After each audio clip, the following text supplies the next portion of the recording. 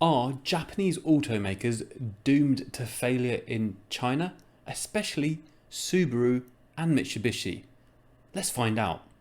So both Subaru and Mitsubishi, both over the last few years, have experienced a quite significant decline in sales. In fact, in 2020, Subaru's sales declined by 37.4% to just 29,000 units a year. Now this is against the new automakers such as Li Auto, NIO and all of the others, doing 10, 15,000 units per month. Subaru sold 29,000 in a year, and that was in 2020 when the competition wasn't so extreme. Mitsubishi sales in the country have dropped by 29.3% to just 43,000 units. This is in very sharp contrast to their performance in other markets, especially the US, where sales are still growing. One of the primary reasons that their sales have declined is just a cooling market in general. Obviously not for EVs, but then Subaru and Mitsubishi don't really have any EVs, so to speak of. And so they've really begun to feel what a lot of legacy automakers are also feeling, the heat and the pressure from the Chinese new manufacturers who are more suited to the Chinese consumer.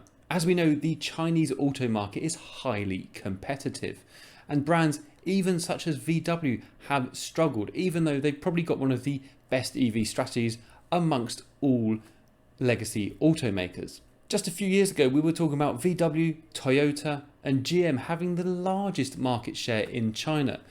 That was probably just before COVID, 2019, 2020. Fast forward to today, no one's really talking about GM. No one's really talking about Toyota.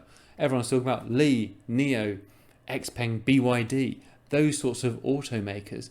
VW are still there with a chance, but they just need to up their game a little bit more. They've got a great EV strategy, but they keep needing to push. Now, that can't be said of the Japanese automakers because they have had a very lackluster effort into the EV market. Toyota had a joint venture EV product which was based off an ICE car, and they just stuffed it full of batteries, was not a sales success. Honda have had also the same strategy, stuffing batteries into an ICE car, and they haven't brought out their really cute little Honda E that we all love, but it's too expensive and the range isn't good enough. And Mitsubishi and Subaru just haven't done anything. They've both got PHEVs, hybrids, but that is it. The problem is all of these automakers, especially Toyota, have had huge investments in China over the past 20 or 30 years. They've all built factories here, they employ thousands upon thousands of people, but they've just relied on Toyota being Toyota, Subaru being Subaru, Mitsubishi being Mitsubishi. Or we're a Japanese automaker, we know quality, we know engineering, we know how to make it efficient, and they've not really innovated. And that's what's happened in the past 3 or 4 years with the Chinese automakers. They have innovated, and now they've left these Japanese automakers far, far behind. When I was at the Shanghai Auto Show, you saw a lot of Japanese automaking executives with grim faces, like the German execs as well, thinking, oh dear, we've really dropped the ball on this one. And these Chinese made cars are becoming much more popular and much more accepted amongst the Chinese consumers. Whereas once it was kind of a status symbol to be seen in a legacy automaker, especially the German cars, even the Japanese ones, Toyota Crowns, things like that, the premium models, this is being seen less and less relevant in the market. China's had its Made in 2025 strategy, which has really planned out that China can accelerate away from the other automakers in the world by only focusing on EVs. They can't compete with ICE manufacturers, so let's start off with EVs. And that strategy, which had been in place for a number of years, has really begun to pay dividends in just the past few years. And you think of the innovations from Subaru and Mitsubishi against players in the market here like BYD or XPeng or NIO. They haven't really innovated quickly enough.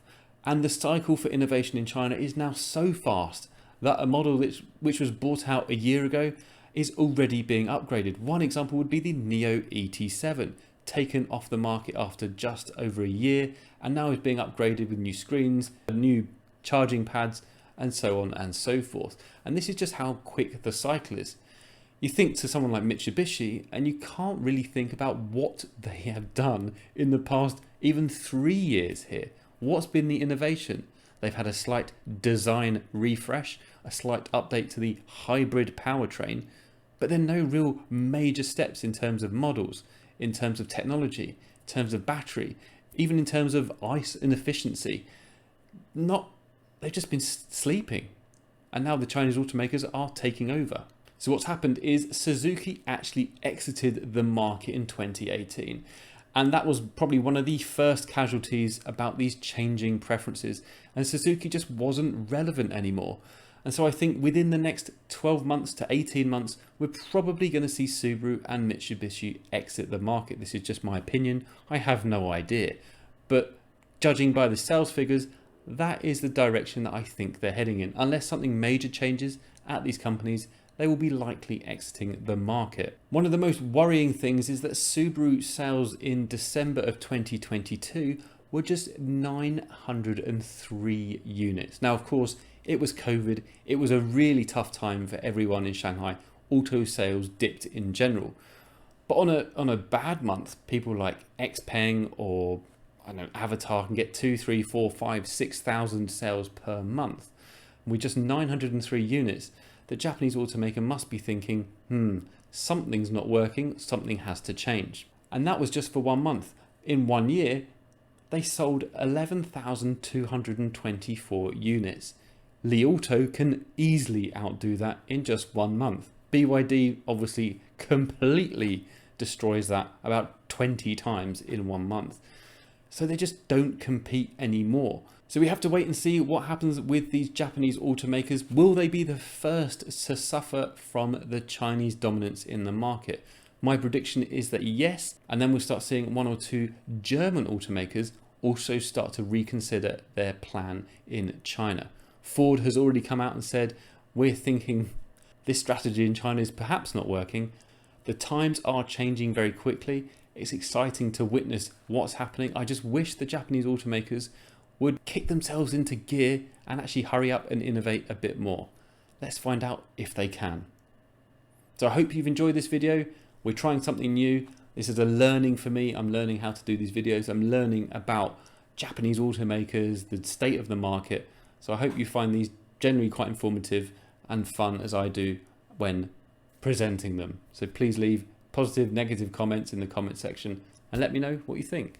Until next time, bye bye.